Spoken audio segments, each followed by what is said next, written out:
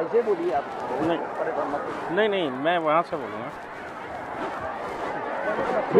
बोलिएगा। हाँ हाँ हाँ हाँ। निवेदन है कि अपने बच्चों को अपने व्यवस्थित करें। आपके विद्यालय का बच्चे बता रही है, जिस विद्यालय के बच्चे हम सहयोगिता कर रहे हैं वो पूरा नगर देख रहा है। ऐसा न हो कि आपके एडमिशन में आपके कॉलेज में कोई बच्चा एडमिशन में जाए। जिस कॉलेज के छात्र अपनी क्लास में आए हैं, छात्रहीनता कर रहे हैं, वो पूरे नगर के सामने हम छात्रहीनता का प्रदर्शन कर रहे हैं। हर बच्चा किसी न किसी टीचर के साथ आया हुआ है।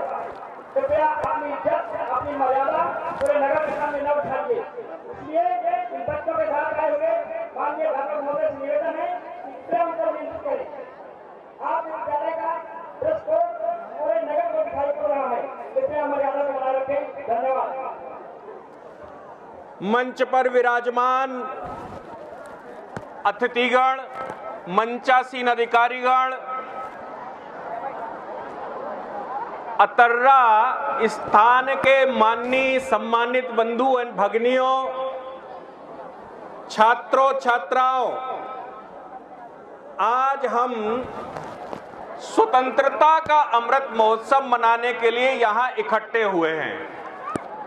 एक जो भाई साहब ने अभी चर्चा की उस पर हमें थोड़ा ध्यान देना चाहिए कि हम आज़ादी का अमृत महोत्सव नहीं कहते, हम इसको स्वतंत्रता का अमृत महोत्सव इसलिए कहते हैं कि हम अपने तंत्र में रहने वाले हैं। हम पूर्ण रूप से ऐसे स्वतंत्र हैं, लेकिन ऐसे आज़ाद नहीं हैं कि अव्यवस्था का भाग बने। मुझे लगता है कि आज 75वीं सालगिरह पर हम सभी को यह ध्यान रखना चाहिए कि हम स्वतंत्र तंत्र के हिस्से हैं। किसी विद्यालय के बच्चे हैं, किसी संस्थान के व्यक्ति हैं, या हम यहाँ पर किसी भी ऑर्गेनाइजेशन की तरफ से आए हैं, तो हमको ये ध्यान रखना चाहिए कि तंत्र के अंदर ही हम स्वतंत्रता मनाएंगे, तंत्र के बाहर हम स्वतंत्रता नहीं मनाने वाले। आज का ये जो कार्यक्रम हमने रखा है, जिस विषय पर माननीय संजय जी ने बड़ा विस्तृत चर्चा की, किंतु ऐसा उन्होंने भी कहा कि धूप की वजह से हम सभी को थोड़ी समस्या हो रही है। मैं बड़ी जल्दी से अपने विषय को पूर्ण करूंगा, लेकिन स्वतंत्रता के विषय में जब हम बात करने के लिए यहाँ खड़े हुए हैं तो हमको यह विचार करना ही पड़ेगा कि स्वतंत्र का मतलब क्या है। क्या हमारा तंत्र ऐसा तंत्र जिसके हम भागीदार हैं और जिस तंत्र की बदौलत हम भारत को व्यवस्थित करने वाले हैं। स्वतंत्रता का मतलब है हमारा अपना तंत्र। भारत में शासन किसी ने भी किया हो, लेकिन हमने स्वतंत्रता क्यों मांगी, हम क्यों स्वतंत्र हैं, और इस स्वतंत्रता का मोल हम सब ने कितना चुकाया है, ये हम सबको विचार करना ही होगा। क्या हम ये विचार कर सकते हैं कि परतंत्रियों के भारत में प्रवेश से लेकर सलाद मसूद जिस समय आया और उसने अयोध्या में मंदिर को गिराने का प्रयास किया, वो वापस जा रहा था, तो सुहेल देव ने जो किया वो भी स्वतंत्रता का ही मोल था। स्वतंत्र ताकि इस अध्याय से जब हमने शुरू किया तो वहां से आते हुए मुगल भारत में आए, अफगान भारत में आए, अंग्रेज भारत में आए, सीथियन, पर्शियन उससे पहले भारत में आए और उन सभी के खिलाफ हमने मोल दिया है, हमारे पूर्वजों ने आहुतियां दी हैं, तब ये देश आज इस स्थिति में है। अन्यथा मैं आपको बताऊं कि 7वीं सदी में, 6वीं सदी में जिस समय खाड़ी में मत परिवर्तन शुरू हुआ, केवल 150 वर्षों के अंदर वहां पूर्ण रूप से वहां का सनातन समाप्त हो चुका था। लेकिन भारत 1000 वर्षों तक लड़ने के बावजूद आज भी स्वतंत्रता की अलख जगाए हुए हैं। हमारे पूर्वजों के किए हुए बलिदानों के आधार पर हम आज यहाँ पर खड़े हैं। आपको अनुमान है कि अगर ऐसी स्वतंत्रता हमको न मिली होती तो फिर हम किस परिस्थिति में होते। आज से 75 वर्ष बाद जब किसी विद्यालय में चर्चा होती होगी तो आप सोच कर देखिए कि वो कैसी चर्चा होती होगी, हम क्या सोचते होंगे, हम कितना बोल सकते हैं। आज भारत में ये कहने वालों की भी कमी नहीं है। हमें चाहिए आजादी का मतलब हम तंत्र के अंदर नहीं रहना चाहते, हम परतंत्रियों के ही आधार पर चलना चाहते हैं। आपको एक संख्या भारत में ऐसी भी मिलेगी जो ये कहने में चूक नहीं करती कि भैया हमारे तंत्र से पहले तो अंग्रेजों का तंत्र भी ठीक था। लेकिन वो शायद ये नहीं जानते कि हजारों लाखों लोगों ने जो बलिदान दिया है, उस बलिदान का परिणाम ही है कि हम ये कहने में भी सक्षम हैं। अन्यथा आज से 75 वर्ष पहले आजादी कहने का मतलब मौत होता था, आज हम कह पा रहे हैं। लेकिन एक चीज और है कि हम इस आजादी को, इस स्वतंत्रता को कैसे अक्षुण्ण रखें, इसके लिए आज हम सभी को विचार करना पड़ेगा। आज हमारे यहाँ के जो गणमान्य लोग हैं, जो बुद्धिजीवी लोग हैं, चाहे वो तथाकथित बुद्धिजीवी लोग हों, और बच्चों बालकों के ऊपर सबसे बड़ा दायित्व बनता है। बच्चों बालकों के इस दायित्व को पूर्ण करने के लिए सबसे इम्पॉर्टेंट बात यह है कि हम सभी को ये करना पड़ेगा कि हम उन बच्चों को जो स्वतंत्रता के मतवाले, जिन्होंने अपनी हड्डियां गलाईं, जिन्होंने अपने प्राणों की आहुतियां दी, उनके विषय में पता हो तो हमें शायद ये आगे की पीढ़ी ये सोच कर चलने वाली है कि इस आज़ादी को अक्षुण्ण रखना है। सवाल यहाँ पर एक और है कि 47 के बाद हमने जब संविधान बनाना शुरू किया, आज बच्चे बैठे हुए हैं, आज संविधान दिवस भी है। 26 नवंबर सन 1949 को हमने आज का संविधान स्वीकार किया, अंगीकार किया। इसलिए संविधान दिवस के मामले में आपको ये ध्यान रखना पड़ेगा कि संविधान बनते समय किस किस प्रकार के छल भी हमारे साथ किए गए। पाकिस्तान का निर्माण हो चुका था, स्वतंत्रता के समय पर ही हमने अपने एक हिस्से को खोया, वो हमको याद भी रखना चाहिए। हमको बृहत्तर भारत की तरफ बढ़ना है, ये भी हमें पुनरावृत्ति करनी पड़ेगी, ये हमको याद रखना पड़ेगा।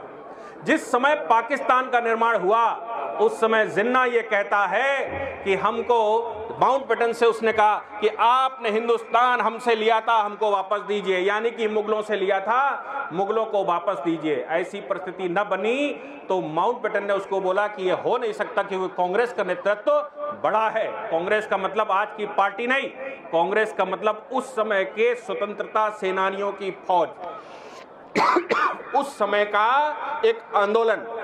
ऐसी परिस्थिति में जिन्ना ने कहा कि हमको एक भूमि का टुकड़ा दे दो, हिंदुस्तान हम फतेह कर लेंगे। जो भी परिस्थिति हुई, पाकिस्तान का निर्माण हुआ, संविधान सभा में 389 में से 299 सदस्य यहां बचे, बाकी के मुस्लिम जो सदस्य थे वो 120 के लगभग थे। 120 सदस्यों में से पाकिस्तान जाने वाले केवल 90, बाकी के 30 अभी भी हिंदुस्तान की संविधान सभा में मौजूद थे। उनका इतिहास जिस समय आप पढ़ना शुरू करेंगे तो ये जो आज आप सेकुलर शब्द देख रहे हैं संविधान में, ये जो आप लगातार फेडरलिज्म की बात लोग कर रहे हैं, फेडरल स्ट्रक्चर है, फेडरल है भारत का संविधान, ये सारे विषय उनके दिमाग में थे। वो लोग यहाँ संविधान बनाते समय चर्चा करते रहे और चर्चा करने के बाद एक एक करके पाकिस्तान जाते रहे।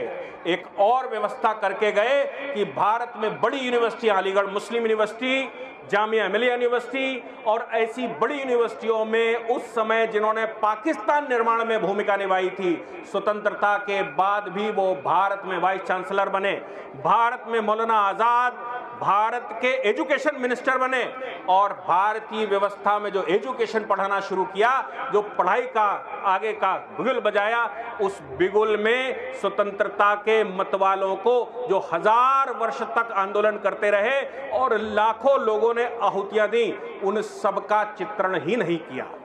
चित्रण किसका किया? कुछ परिवारों की चर्चा की। तो मुझे लगता है कि ये सब बातें ध्यान में रखते हुए हम सबको याद करना पड़ेगा कि पाकिस्तान का निर्माण जिन कारणों से हुआ था, वो कारण भारत में फिर डेवलप ना हो जाएं, वो परिस्थितियां भारत में फिर विकसित ना हो जाएं। इसके लिए स्वतंत्रता की 1000 वर्ष की लड़ाई को हम सबको याद रखना पड़ेगा, हम सबको पुनः आहुतियां देनी पड़ेंगी और भारत को गणतंत्र बनाने के बाद, स्वतंत्र बनाने के बाद अक्षुण्ण रखने के लिए हम सबका योगदान चाहिए।